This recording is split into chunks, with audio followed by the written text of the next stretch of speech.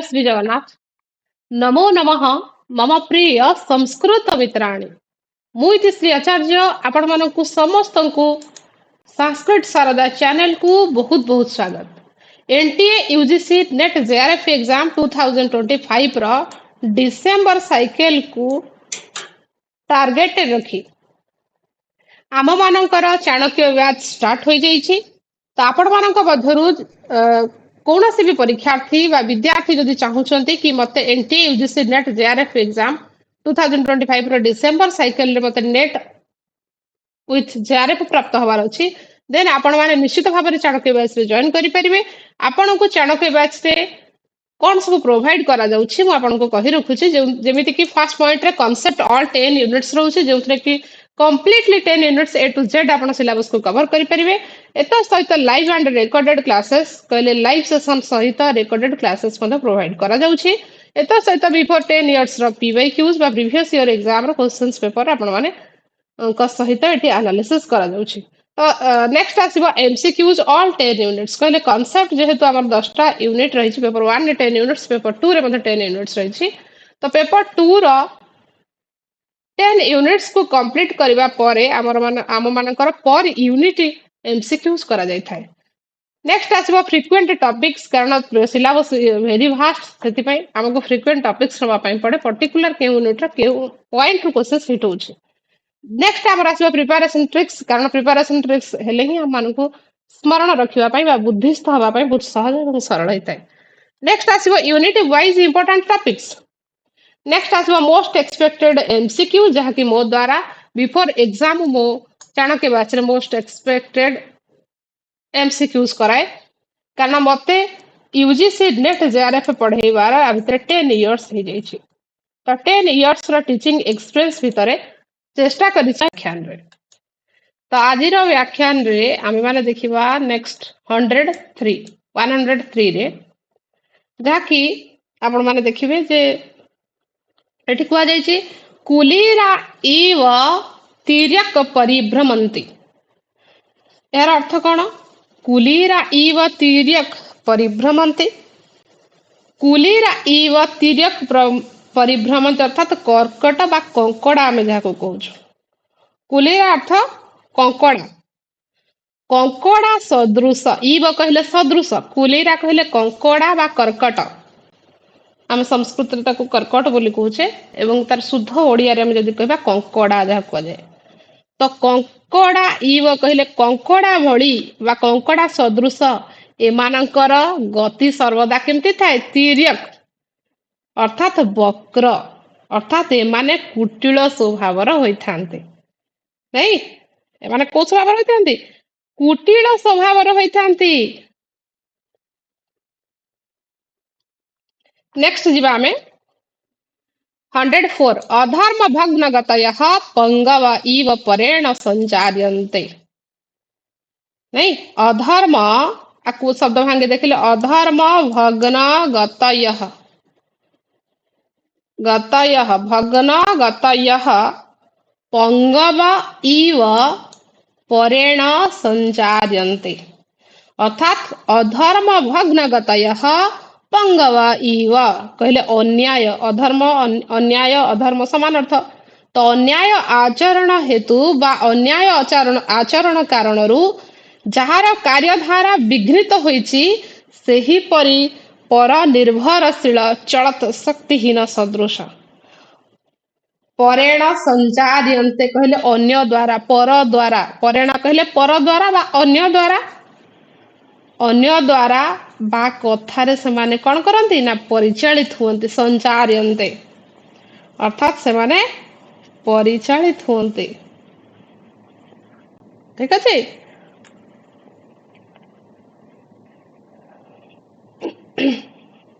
अर्थ अन्याय आचरण हेतु जहार कार्यधारा विघ्नित होइछि सेही परनिर्भरशील चलत शक्तिहीन सदृश अन्य कथारे परिचालित हुअन्ति। तदनंतर आम देखा 105 रे कुआ जाउछि मृषावाद विष विपाक संजात मुख रोगा इवाति कृष्णेण जलपन्ति। अर्थ कौन आम शब्द को भांगे देखा मृषावाद ମୃଷାବାଦ ବିଷ ବିପାକ ସଂଜାତ ମୁଖ ମୁଖ ରୋଗା ଇବ ଅତି କୃତ୍ସ୍ନେଣ କଳ୍ପୟନ୍ତି। अर्थ कौन मृषावाद अर्थ मृषा कहले आपण माने जानते मिथ्या बा मिछ मृषा मृषा अर्थ होची मिछ बा मिथ्या में जाको कहूचे मृषावाद कहले मिथ्यावाद बा मिथ्या भाषण मिथ्या प्रवचन विष विपाक अर्थात मिथ्या भाषण रूपक विषर प्रतिक्रिया रु संजात मुख रोगा इव मुख रोग कहले मुख रोग द्वारा आक्रांत हेबा बळी अति कृत्स्नेण जल्पयंती कहले अजथा अहंकार वशतः अति कष्ट रे समान अल्प ही कहते नहीं अल्प ही कहते ना तार अर्थ आम जदि देखा जे मिथ्या भाषण रूपक विषर प्रतिक्रिया रु मुख रोग द्वारा आक्रांत हेबा बळी अजथा अहंकार वशतः अति कष्ट रे अल्प कथा कहते मृषावाद एव विषम कर्मधार समास हो तस्य विपाकेन संजात तृतीय तत्पुरुष समास मुख रोग जो कर्मधारय समास एषम तथा भूत अर्थात मृषावाद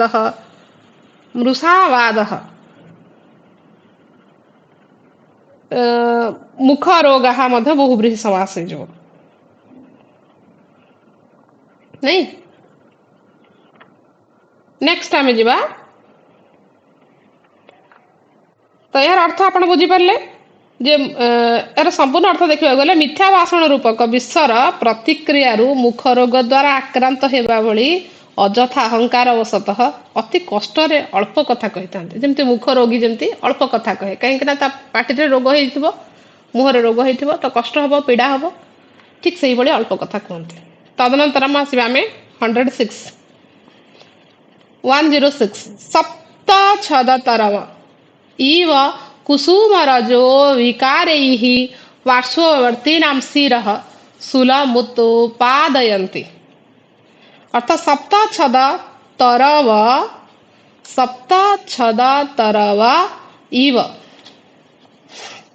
सप्त छद तरव इव कहले सप्त फेणी आम जहाँ कहूँ सप्त फेणी गछ आप देखिथे प्रायतः 99 साइक्लोन पर बहुत कम देखा मिलूँ परंतु एबे भी अनेक स्थान में देखा मिले जो सप्त फेणी गछ सप्त छद कहले से सप्त फेणी गछ को ही कहुए सप्त छद तरव इव कहले सप्त फेणी गछ जेभली भाव बा जेपरी कुसुम रजो विकारैः कहले ता फूलर रेणु द्वारा रज कहले रेणु द्वारा पार्श्ववर्ती नाम शिरः शूलम उत्पादयति कहले अन्यर मस्तक वेदना उत्पन्न करे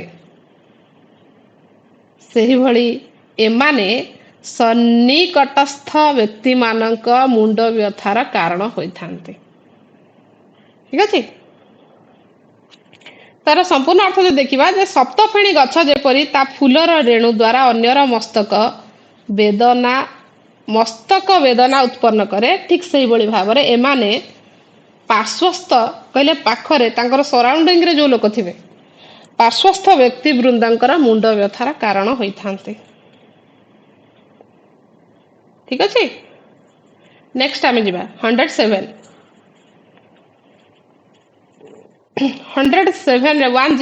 रे कुछि आसन्न मृत्यु अच्छा आसन्न मृत्युएव इव बन्धुजनमपि नाभिजानन्ति आसन्न मृत्युएव कहले आसन्न मृत्युएव इव कहले जो मानकर मृत्यु बहुत सन्निकट रे होबा को जाउछि बा आमे कहिताउ मरणोन्मुखी व्यक्ति भली बा मरणासन्न मरण बहुत पाखरे मृत्यु बहुत पाखरे थाए जना पड़े वृद्ध बा वृद्धांकर आपण माने देखिबे जो माने कहते कि सुकु सुकु होछि आ किछि समय पर प्राणवायु चली जिवो ठीक से ही भली अवस्था आसन्न ताकू कहे आसन्न मृत्यु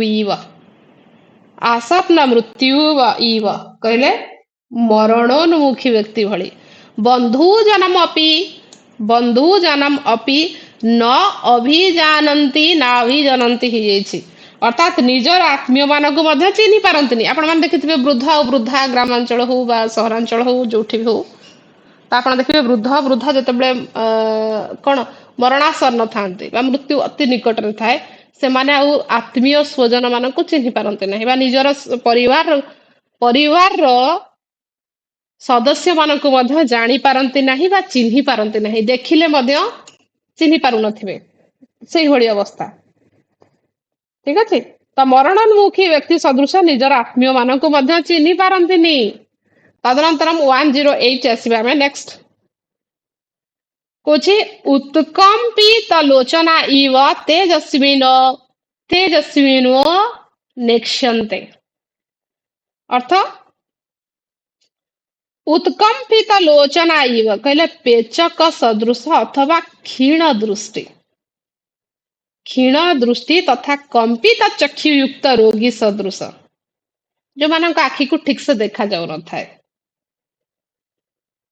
ତେଜସ୍ୱିନ ନ ଇକ୍ଷନ୍ତେ କହିଲେ ତେଜସ୍ୱୀ ବା ନ୍ୟାୟୀ ବା ସଜ୍ଜନ ବା ସନ୍ନ୍ୟାସୀ ସତ୍ୟାଶ୍ରୟୀ, ଆପଣ ସୁରବୀର ଇତ୍ୟାଦି ମାନଙ୍କୁ ନେଇପାରିବେ। ତେଜସ୍ୱିନ ବ୍ୟକ୍ତିଙ୍କୁ ସେ ସହ୍ୟ କରିପାରନ୍ତି ନାହିଁ ଅଥବା ଆଦୌ ଦୃକ୍ପାତ କରନ୍ତିନି। ପେଚକ ସଦୃଶ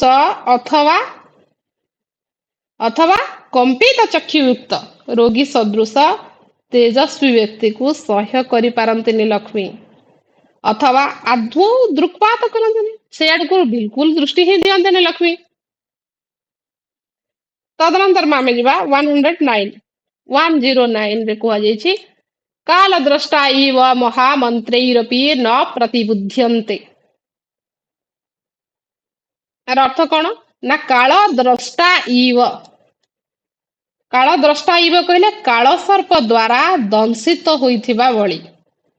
କାଳ ସର୍ପ ଯେମିତି ଦଂଶନ କରେ, କାଳ ସର୍ପ ଦ୍ଵାରା ଦଂଶିତ ହୋଇଥିବା ଭଳି ମହାମନ୍ତ୍ରୈରପି ନ ପ୍ରତିବୁଧ୍ୟନ୍ତେ କହିଲେ ଓଙ୍କାର ଆଦି ସଦ୍ ବାକ୍ୟ ଦ୍ଵାରା ଅଥବା ଶକ୍ତିଶାଳୀ ମନ୍ତ୍ର ଦ୍ଵାରା ମଧ୍ୟ ଜାଗରିତ ହୁଅନ୍ତିନି।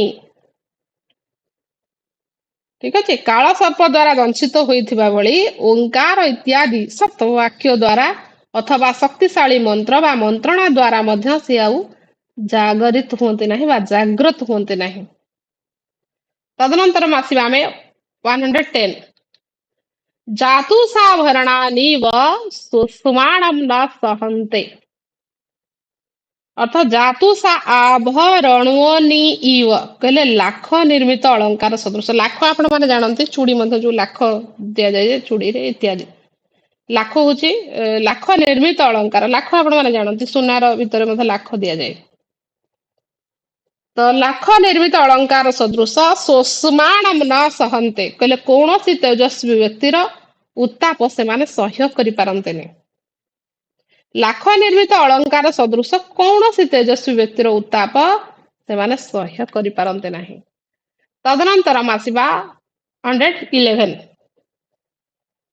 କୁହାଯାଉଛି ଦୁଷ୍ଟ ବାରଣା ଇବ ମହାମାନ ସ୍ତମ୍ଭ ନିଶ୍ଚଲୀକୃତା ନ ଗୃହ୍ୟନ୍ତ୍ୟୁପଦେଶମ୍। ଅର୍ଥ ଦୁଷ୍ଟ ବାରଣା ଇବ କହିଲେ ଦୁଷ୍ଟ ହାତୀ ଭଳି, ଦୁଷ୍ଟ ହାତୀ ବା ମତ୍ତ ହସ୍ତି, ଯୋଉ ହସ୍ତି ପାଗଳ ହେଇଯାଇଥାଏ, ଦୁଷ୍ଟ ହସ୍ତି ବା ମତ୍ତ ହସ୍ତି ମହାମାନ ସ୍ତମ୍ଭ ନିଶ୍ଚଲୀକୃତା କହିଲେ ଅତ୍ୟନ୍ତ ଅଭିମାନୀ ରୂପୀ ଖୁଣ୍ଟରେ ଦୃଢ ଭାବରେ ବନ୍ଧା ହୋଇ ଅର୍ଥାତ୍ ଗର୍ବ ହେତୁରୁ। ଆର ଅର୍ଥ କଣ ନା ଆପଣ ମାନେ ଜାଣନ୍ତି ଯେ ଦୁଷ୍ଟ ହାତୀ ଭଳି ଅତ୍ୟନ୍ତ ଅଭିମାନୀ ରୂପୀ ଖୁଣ୍ଟର ବା ଖୁଣ୍ଟରେ ଦୃଢ ଭାବରେ ବନ୍ଧା ହୋଇଥିଲେ ମଧ୍ୟ ଅର୍ଥାତ୍ ଗର୍ବର ନ ଗୃହନ୍ତି ଉପଦେଶମ୍। ନ ଗୃହନ୍ତି ଉପଦେଶମ୍ କହିଲେ କୌଣସି ଉପଦେଶ ସେମାନେ ଗ୍ରହଣ କରନ୍ତିନି। କାହିଁକି ନା ସେମାନଙ୍କ ଭିତରେ ଗର୍ବ ଅହଙ୍କାର ଏତେ ଭରିକି ଥାଏ ଯେ ସେମାନେ କୌଣସି ଉପଦେଶ ଗ୍ରହଣ କରିବା ପାଇଁ ପ୍ରସ୍ତୁତ ହିଁ ନଥାନ୍ତି। ନାଇଁ। ତଦନନ୍ତରମ୍ ନେକ୍ସଟ ଯିବା 112 ରେ କଣ କୁହାଯାଇଛି ନା ତୃଷ୍ଣାଭିସମୃଚ୍ଛିତାଃ କନକମୟମିବ ସର୍ବଂ ପଶ୍ୟନ୍ତି। अर्थ तृष्णा विष मूर्छिता कहले लालसा रूपी विष द्वारा सम्मोहित होई कनकमयम कनकमयम इव सर्वम पश्यन्ति कहले समस्त को सुवर्णमय भली देखंती। ठीक अछि जे लालसा रूपी विष द्वारा सम्मोहित होई समस्त को से माने सुवर्णमय भली देखंती। नेक्स्ट आमे जिबा 113 रे ईसाव इव पानवर्धित तैक्ष्ण्याः पर प्रेरिता विनाशयन्ति। ईसावः कहले इष्यन्ते शत्रुषु प्रक्षिप्यन्ते। आउ एट जो वर्धित रही वर्धित आम जब देखा ये हम वृद्ध धातु णिच प्रत्यय वृद्ध आउ णिच वर्धित हम वृद्ध वृद्ध धातु रे धन णिच णिच हाँ त प्रत्यय लगे नहीं त प्रत्यय जो वर्धित तदनंतर कौन विनाशयन्ति बी उपसर्ग नस धातु रे णिच आउ लट हेब। तो आम देखा जे अर्थ कौन कौन ना हमर ईसाव इव अर्थ कौन अच्छा फास्ट कौच आम प्रथम शब्द देखा पानवर्धित तैक्ष्ण्याः ईसाव इव कहले जल प्रयोग करी घर्षण करा जाइथिबा सर जेभଳି अत्यंत धार युक्त होइथाय ठीक सही भଳି मद्यपान इत्यादि द्वारा अत्यंत उत्कट तीक्ष्णता युक्त से माने पर प्रेरित अर्थात अन्य द्वारा परिचालित हुई विनाशयन्ति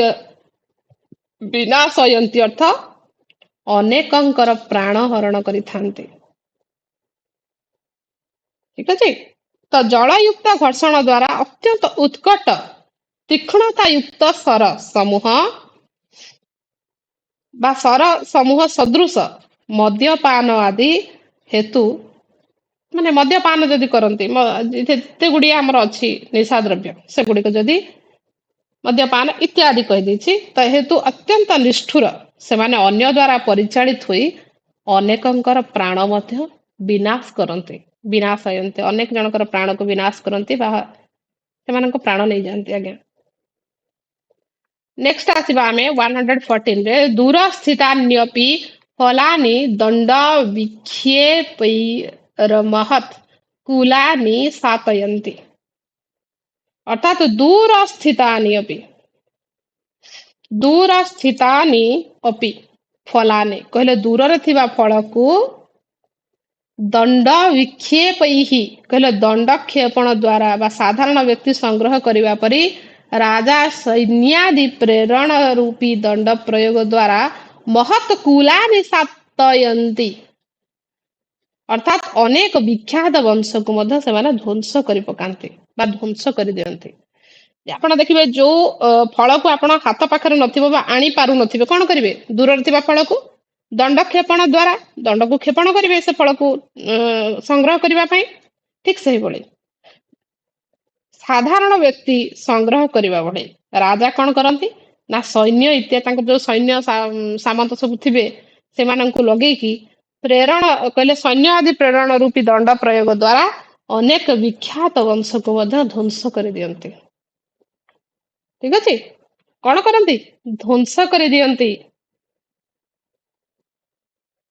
तदनंतर आमे आसिबा 115 को अकाल कुसुम प्रसवाईव मनोहरा कृतयोपि लोक विनाश हेतवः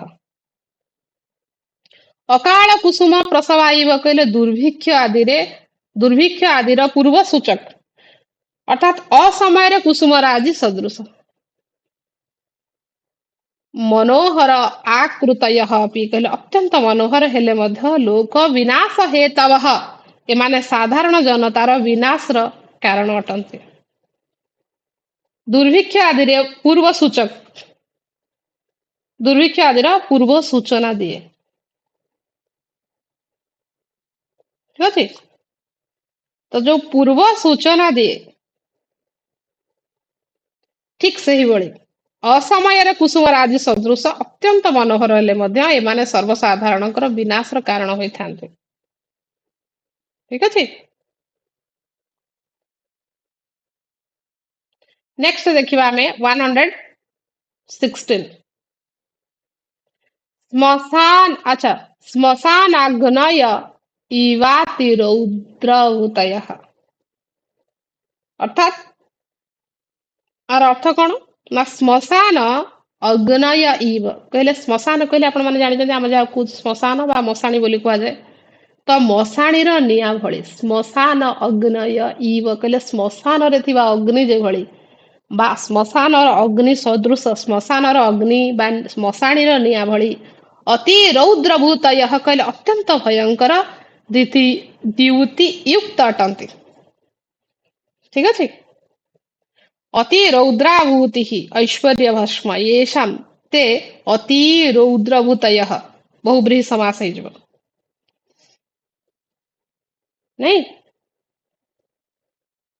ମଶାଣିର ନିଆଁ ଭଳି ଅତ୍ୟନ୍ତ ଭୟଙ୍କର ଦ୍ୟୁତି ୟୁକ୍ତ ଅଟନ୍ତି। 117 ରେ କହୁଛି ତୈମିରିକା ଇବା ଦୂରଦର୍ଶିନଃ, ଅର୍ଥାତ୍ ଦୂର ସ୍ଥିତ। ତୈମିରିକା କହିଲେ ତମ କହିଲେ କଣ ଆପଣ ମାନେ କଣ ଜାଣିଛନ୍ତି ତମ ଅର୍ଥ? ତୈମିରିକା ଇବ କହିଲେ ଦୂରସ୍ଥିତ ବସ୍ତୁ ନିରୀକ୍ଷଣରେ ଅସମର୍ଥ, ସ୍ୱଳ୍ପ ଦୃଷ୍ଟି ସଦୃଶ। ଅଦୂରଦର୍ଶିନଃ କହିଲେ ଦୂରଦୃଷ୍ଟିହୀନ ଅର୍ଥାତ୍ ଭବିଷ୍ୟତ ବିଚାରହୀନ ଅଟନ୍ତି। ଠିକ ଅଛି। ଦୂରସ୍ଥିତ ବସ୍ତୁ ନିରୀକ୍ଷଣରେ ଅସମର୍ଥ, ସ୍ୱଳ୍ପ ଦୃଷ୍ଟି ସଦୃଶ, ଦୂରଦୃଷ୍ଟିହୀନ, ଭବିଷ୍ୟତ ବିଚାରହୀନ ଅଟନ୍ତି। ଏମାନେ ଭବିଷ୍ୟତକୁ ଜାଣିପାରନ୍ତି ନାହିଁ, ସେମାନେ ଜାଣିପାରନ୍ତି ନାହିଁ। ଅଦୂରଦର୍ଶିନ, ଅଦୂରଦର୍ଶିନ ଅର୍ଥାତ୍ ନ ଦୂରମ୍ ଯଥା ସତ୍ ତଥା ପଶ୍ୟନ୍ତି ଇତି ଅଦୂରଦର୍ଶିନ ଉପପଦ ତତ୍ପୁରୁଷ ସମାସ ହେଇଯିବ ନାଇଁ। ନେକ୍ସଟ ଆମେ ଦେଖିବା 118 ରେ କହୁଛି ଉପସୃଷ୍ଟା ଇବ କ୍ଷୁଦ୍ରାଧିଷ୍ଠିତ ଭବନା, ଅର୍ଥାତ୍ ଉପସୃଷ୍ଟା ଇବ କହିଲେ ଭୂତ ପ୍ରେତ ଇତ୍ୟାଦିଙ୍କ ଦ୍ୱାରା କବଳିତ ବ୍ୟକ୍ତିର ଗୃହ ଭଳି। କ୍ଷୁଦ୍ର ଅଧିଷ୍ଠିତ ଭବନା କହିଲେ ଏମାନଙ୍କର ଗୃହ ମଧୁମକ୍ଷିକା ମାନଙ୍କ ଦ୍ୱାରା ଅଥବା କଦର୍ୟ ସ୍ୱଭାବର ବ୍ୟକ୍ତି ମାନଙ୍କ ଦ୍ୱାରା ପରିପୂର୍ଣ୍ଣ ହୋଇଥାଏ। ଅନ୍ୟ ଅର୍ଥରେ ଉପସୃଷ୍ଟା ଇବ କହିଲେ ଉପଭୋଗରତ କାମୀ ବ୍ୟକ୍ତି ମାନଙ୍କ ଗୃହ ସଦୃଶ। କ୍ଷୁଦ୍ରା ଅର୍ଥ ବେଶ୍ୟା, କ୍ଷୁଦ୍ରା ଅର୍ଥ ବେଶ୍ୟା ଅଧିଷ୍ଠିତ ଭବନା ତଥା ବିଟ ନଟ ଚେଟ ଇତ୍ୟାଦିଙ୍କ ଦ୍ୱାରା ପରିପୂର୍ଣ୍ଣ ହୋଇଥାଏ। କହିଲେ ଭୂତ ପ୍ରେତ ଆଦିଙ୍କ ଦ୍ୱାରା କବଳିତ ବ୍ୟକ୍ତିର ଗୃହ ସଦୃଶ କହିଲେ ଯୋଉ ଘରେ କେହି ରୁହନ୍ତି ନାହିଁ, ଯଦି କୌଣସି ବ୍ୟକ୍ତି ବିଶେଷ ବା ମଣିଷ ସେଠି ରୁହନ୍ତି ନାହିଁ, କୁହାଯାଏ ଯେ ସେ କୋଠରୀରେ ବା ସେ ଘରେ ବା ସେ ଗୃହରେ ଭୂତ ପ୍ରେତ ବାସ କରନ୍ତି ବୋଲି କୁହାଯାଏ ବା ଶୁଣାଯାଏ, ଆମେ ମାନେ ଶୁଣିଛେ। ତ ତାହା ହିଁ ଉଦାହରଣ ନିଆଯାଇଛି ଯେ ଭୂତ ପ୍ରେତ ଆଦିଙ୍କ ଦ୍ୱାରା କବଳିତ ବ୍ୟକ୍ତିର ଗୃହ ସଦୃଶ ମଧୁମକ୍ଷୀ ମାନଙ୍କ ଦ୍ୱାରା ପରିପୂର୍ଣ୍ଣ ହୋଇଥାଏ। ସେଠି କଣ ହବ, ଯୋଉଠି କେହି ନ ରହିବେ ବ୍ୟକ୍ତି ବିଶେଷ, ସେଠି ମହୁମାଛି କଣ କରିବେ, ମହୁ ଫେଣା କରିବେ, ପରିପୂର୍ଣ୍ଣ ହୋଇଥାଏ। ଅନ୍ୟ ଅର୍ଥରେ ଆମେ ଯଦି ଦେଖିବା ଉପଭୋଗରତ କାମୀ ବ୍ୟକ୍ତିଙ୍କର ଗୃହ ସଦୃଶ ଅର୍ଥାତ୍ ବେଶ୍ୟା, ବେଶ୍ୟା ମାନେ ଆପଣ ମାନେ ସମସ୍ତେ ଜାଣନ୍ତି, ତ ବେଶ୍ୟା ତଥା ବିଟ ନଟ ଚେଟ ଇତ୍ୟାଦିଙ୍କ ଦ୍ୱାରା ପରିପୂର୍ଣ୍ଣ ହୋଇଥାଏ। ନେକ୍ସଟ ଦେଖିବା ଆମେ 119 ରେ ଶ୍ରୂୟମାଣା ଅପି ପ୍ରେତପଟହା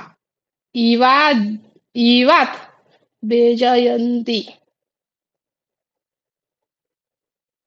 ଅର୍ଥ ଶ୍ରୂୟମାଣା ଅପି କହିଲେ ଶୁଣିଲେ ମଧ୍ୟ, ଶ୍ରୂୟମାଣା ଅପି କହିଲେ ଶୁଣିଲେ ମଧ୍ୟ ପ୍ରେତପଟହା ଇବ ଉଦ୍ବେଜୟନ୍ତି ଅର୍ଥାତ୍ ସେମାନଙ୍କ ଉତ୍ତର ସବାଧାରର ବାଦ୍ୟ ସଦୃଶ କେବଳ ଉଦ୍ବେଗ ତଥା ମନୋବ୍ୟଥା ହିଁ ସୃଷ୍ଟି କରେ।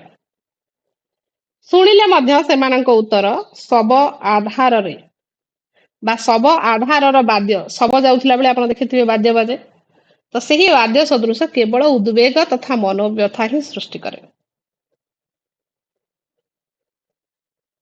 ନାଇଁ କ୍ଷୁଦ୍ରା ଅର୍ଥ ଏଠି ହଉଛି ବେଶ୍ୟା କ୍ଷୁଦ୍ରା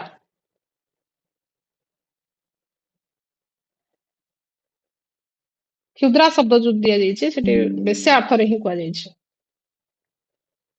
ପ୍ରେତ ଆପଣ ଜାଣିଛନ୍ତି ପ୍ର ଉପସର୍ଗ ପ୍ରେତା ପ୍ରେତା ହେଇଯିବ ଆମର ପ୍ର ଉପସର୍ଗ ପ୍ର ଧନ ଇ ଧନ ତ ହେଇଯିବ ନାଇଁ ହେଇଯିବ ପ୍ରେତ ଏଠି ଯୋଉ ପ୍ରେତ କୁହାଯାଇଛି ପ୍ରେତ ପଟହା ନାଇଁ ଉଦ୍ବେ ଜୟନ୍ତୀ ଉତ ଧନ ବୀଜ ଧନ ଣିଚ ଧନ ଲଟ ହବ ନାଇଁ ଉପଜନୟନ୍ତୀ ଏଠି ଯୋଉ ଉପଜନୟନ୍ତୀ ଦିଆଯାଇଛି ଏଇ ଯୋଉ ଉପସର୍ଗ ଜମ ଧାତୁ ଣିଚ ପ୍ରତ୍ୟୟରେ ଲଟ୍ ହେଇଯିବ ନେକ୍ସଟ ଆମେ ଯିବା 120 ରେ ଚିନ୍ତ୍ୟମାନା ଅପି ଚିନ୍ତ୍ୟମାନା ଅପି ମହାପାତକାଧ୍ୟବସାୟ ଇବ ଉପଦ୍ରବମ୍ ଉପଜନୟନ୍ତି ଅର୍ଥାତ୍ ଚିନ୍ତ୍ୟମାନା ଅପି ଏମାନଙ୍କୁ ଚିନ୍ତା କଲେ ମହାପାତକ ଅଧ୍ୟବସାୟା ଇବ କହିଲେ ସ୍ତ୍ରୀ ମାନେ ସ୍ତ୍ରୀ ହତ୍ୟା ଇତ୍ୟାଦି ମହାପାପ ନିମନ୍ତେ ମନ ମଧ୍ୟରେ ସିଦ୍ଧାନ୍ତ ନେବା ଭଳି ଉପଦ୍ରବମ୍ କହିଲେ ଉପଜନୟନ୍ତି ଅର୍ଥାତ୍ ସଂକଟ ଉତ୍ପନ୍ନ କରନ୍ତି ତ ଏମାନଙ୍କୁ ଚିନ୍ତା କଲେ ସ୍ତ୍ରୀ ହତ୍ୟା ଇତ୍ୟାଦି ମହାପାପ ନିମନ୍ତେ ମନ ମଧ୍ୟରେ ସିଦ୍ଧାନ୍ତ ନେବା ଭଳି ସଂକଟ ଉତ୍ପନ୍ନ କରାନ୍ତି ଉପଜନୟନ୍ତି ଅର୍ଥାତ୍ ଉତ୍ପନ୍ନ କରାନ୍ତି ଯୋଉ ଆମର ମନୁସ୍ମୃତି ଅନୁସାରେ ଆପଣ ମାନେ ଜାଣନ୍ତି ମନୁସ୍ମୃତି ଅନୁସାରେ ଆମର ହଉଛି 5 ପ୍ରକାର ହଉଛି ମହାପାତକ ନାଇଁ 5 ପ୍ରକାର ହଉଛି ମହାପାତକ ହଉଛି ଆମର ଏଇ ଯୋଉ ମହାପାତକ ଆମର ମନୁସ୍ମୃତି ଅନୁସାରେ ହଉଛି 5ଟି ହଉଛି ଆମର ମହାପାତକ କଣ 5 ପ୍ରକାର ମହାପାତକ ମହାପାତକ ଆପଣ ମାନେ ଇଏ 5 ପ୍ରକାର ମହାପାତକକୁ ଦେଖିବେ ଏକାଦଶ ଅଧ୍ୟାୟରେ 11 ନମ୍ବର ଅଧ୍ୟାୟର 54 ନମ୍ବର ଶ୍ଲୋକରେ ପାଇଯିବେ 54 ନମ୍ବର ମହାପାତକ ଦିଆଯାଇଛି ଆମର ମନୁସ୍ମୃତିରେ ଏକାଦଶ ଅଧ୍ୟାୟ 54 ନମ୍ବର ଶ୍ଲୋକରେ କୁହାଯାଇଛି ବ୍ରହ୍ମ ହତ୍ୟା ସୁରାପାନମ ସ୍ତେୟମ୍ ପୂର୍ବଙ୍ଗନାଗମଃ ମହାନ୍ତି ପାତକାନ୍ୟାହୁ ସଂସର୍ଗଶ୍ଚାପିତୈ ସହ ଆପଣ ପାଇଯିବେ ଏକାଦଶ ଅଧ୍ୟାୟରେ ଠିକ ଅଛି ଏକାଦଶ ଅଧ୍ୟାୟର 54 ନମ୍ବର ଶ୍ଲୋକରେ ପାଇଯିବେ